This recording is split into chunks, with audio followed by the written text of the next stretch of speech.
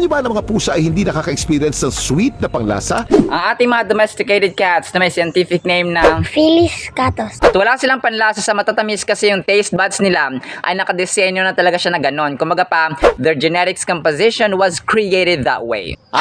Ma-enjoy ba natin kainin tong tuyong dahon? Syempre hindi, di ba? Ganon din po sa mga pusa.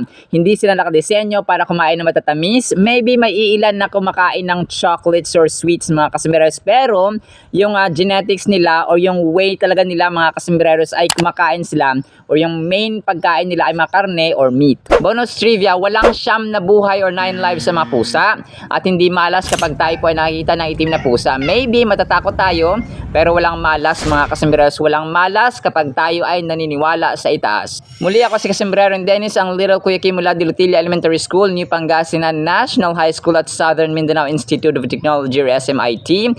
Nandito ngayon sa Tagum City na nagsasabing ang buhay at ang purpose ay mahanap natin sa Diyos. Yan ang kalaman na dapat Alam mo. Buti-buti mo